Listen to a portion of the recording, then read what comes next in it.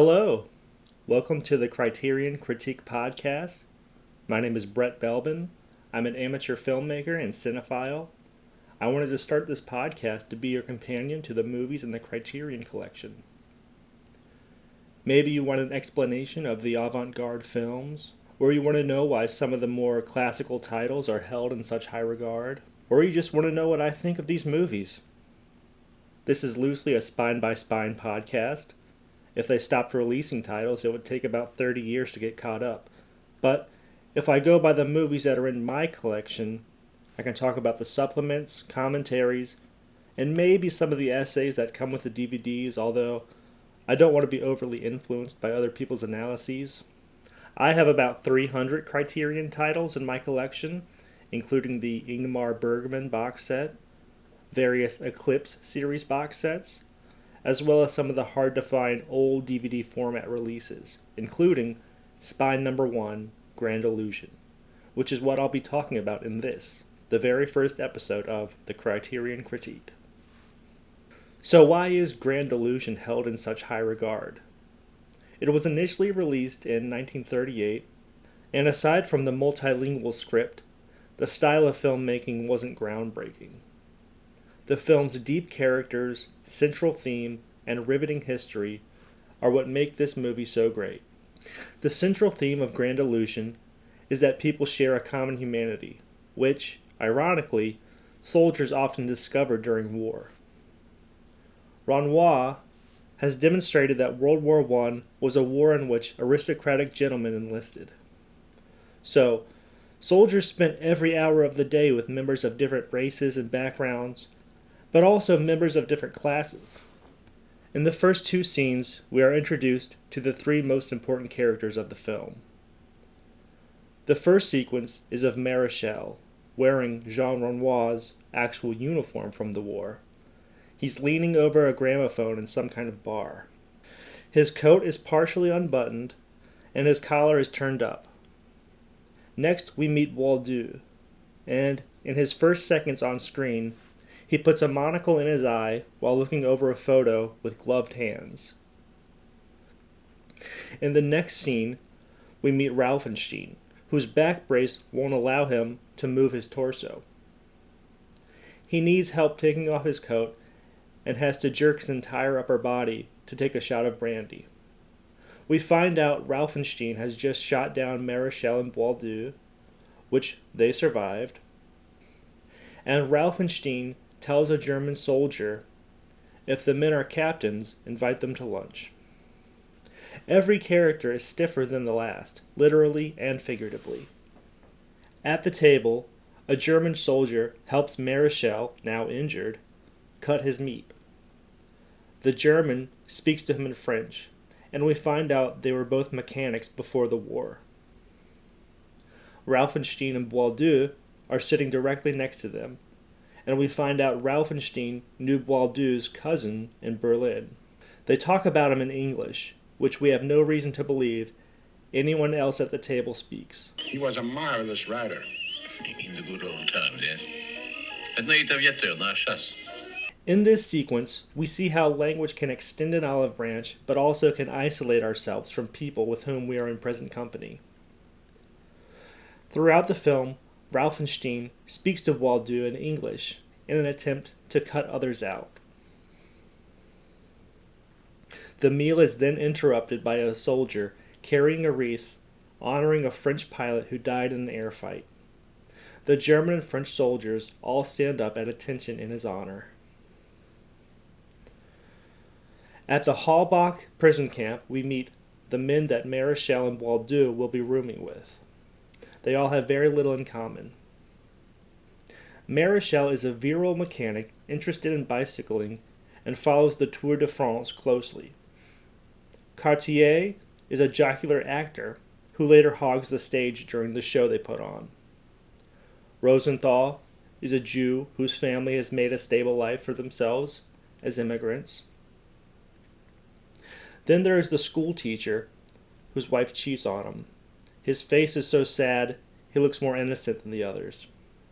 And Waldeau, who wears white gloves and a monocle, smokes English cigarettes, and references chic Parisian restaurants like Maxime's and Fouquet's, places that the other guys could never afford to eat. We see them bond closely over the desire to escape, but also over food. The long tracking shots, like the ones when they are eating, are crucial to showing us how claustrophobic the camp is. Rather than cutting during the scenes in Halbach, the camera moves from left to right, following the actors and architecture. Otherwise, we would fill in what we wouldn't be shown in these edits, making the camp larger in our mind. This is especially notable when we find out the German army has captured Fort Douaumont. The camera reveals two newspapers on a brick wall, one in German, one in French, both saying the fort has been taken. The camera pans right, looking into the window of the German guards' makeshift beer hall, where they're singing along to a guitar player and drinking. A German soldier exits, and the camera follows him back to the left of the scene, circling around to the hero's window. We see them where we've seen them before, pondering the war and escape. Before this scene, the deep focus Renoir used has made the room feel much higher up. At this point, Boileau has already agreed to escaping through the dirt tunnel, and after news that the fort has been captured, he admits that the play the men want to put on is a good idea. Earlier, when the men were planting dandelions, he doesn't like the idea of the play and calls himself a realist. The changes Boileau goes through symbolize the disintegration of the aristocracy in the early 20th century. In the second act, Rauffenstein says to Boileau that at the end of the war, there will be no more need for the Rauffensteins or the Boileaus. Boileau sacrifices himself so that Marechal and Rosenthal can get their freedom. And when they depart, Boileau gives Marechal an emotionless farewell. His white gloves remind us that he's still closer to a Rauffenstein than a Marechal or a Rosenthal. Before shooting Boileau, Rauffenstein speaks to Boileau in English one last time. Have you really gone insane? I beg you, man to man, come back. It's damn nice of you, Rauffenstein. But it's impossible. Dying by Rauffenstein's bullet gives Boileau his own freedom in a way. This brings up the film's title, Grand Illusion. Renoir didn't have a title for the movie until the last sequences were being shot. Marechal asks Rosenthal about the border between Germany and Switzerland. He claims it all looks the same. Rosenthal says, "You can't see borders. They're man-made. Nature couldn't care less." This is where Renoir was inspired to take the name from an English essay called The Great Illusion. The reason Grand Illusion fits so well as the film's title is because great illusions are constantly being made and broken. Boileau has shattered Rauffenstein's illusion of class. Just before the final scene, Marechal promises Elsa he'll come back after the war, even though they can't understand each other. There's the illusion of friendship amongst the men. One of the most literal illusions is at the Halbach camp, when the POWs are getting ready for their show, and they're looking through the trunk of women's clothes. A French POW walks into frame dressed as a woman. And we see a long tracking shot of the prisoners stunned, seeing the closest thing to a beautiful woman in a long time. I think even Arthur, the German guard, is seen in awe. In the last scene, Rosenthal and Marechal say they'll go back to fighting, and Marechal says, "We've got to end this damn war and make it the last." That's the greatest illusion of them all. This movie was made in the 1930s while Hitler was in power. Renoir started writing the script when he was shooting a movie and heard warplanes practicing flying drills. We should note that throughout the film, the German soldiers are very humane. They don't act like sadistic krauts. In Act 1, we see Arthur eating soup with some German guards, as they describe it as tasting like an old sock. They joke about what the prisoners get to eat. Cabbage for the French, but they get their parcels. Cabbage roots for the Russians, but no parcels. And for the English, plum pudding. So we get the sense that the prisoners and the guards have roughly the same quality of food. The French and German soldiers are much older than we would expect soldiers to be, and they clearly all point out they're ready for the war to be over. The guards let the Frenchmen put on their show, which they enjoy before the news of Bourlamagne breaks out. When Marechal is put in solitary confinement for a few days, a German guard gives him some cigarettes and a harmonica. The sign of humanity that stands out most from the Germans is the final scene where Marechal and Rosenthal are running through the snowy valley, followed by a group of German soldiers. One of the soldiers takes a shot at them, misses, and another German says, "Don't shoot, they're in Switzerland." And the soldier lowers his rifle and says, "Good for them." You should notice how much more joking than shooting there is in this movie. We see a snowball fight before a gunfight. Renoir has been criticized for this. And don't get me wrong, the battles were horrific, but note that in the third act, immediately after Boileau dies in Rauffenstein's chamber, Rauffenstein slowly walks to the windowsill and clips the flower from its stem, the only flower in Wintersborn. This symbolizes the future Renoir saw for Germany. The Nazis sucked all the joy from the world. In fact, Joseph Goebbels named Grand Illusion cinematic public enemy number 1. The film was confiscated by German occupying forces in France during World War II.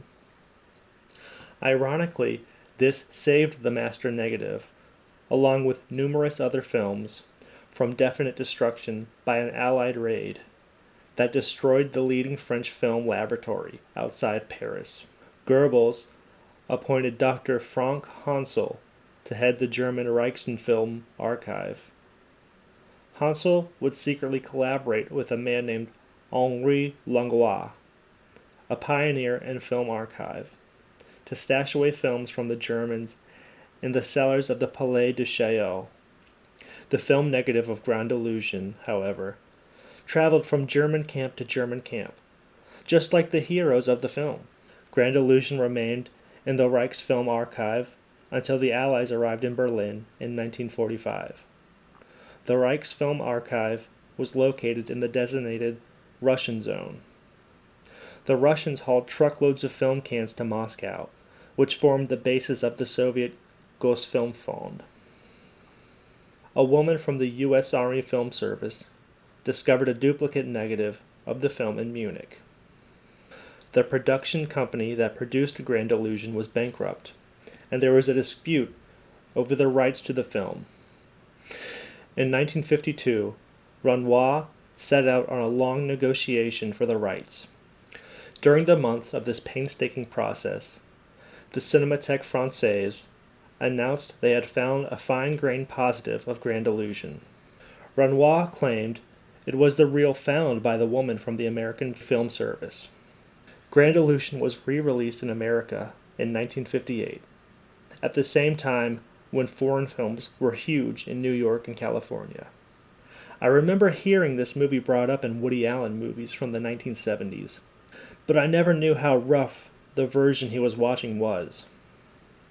I sometimes take for granted the service the Criterion Collection does to important films. It took them 2 years to touch up and remaster. They removed a lot of hair, dirt, scratches, and taped splices from the version audiences were viewing. I never really appreciated this movie until making this podcast. It's no wonder Grand Illusion is the first title released by the Criterion Collection. I think it is the consummate Criterion film. To Jean Renoir, as well as the cast, I say bravo. And to you all, I say thank you for listening.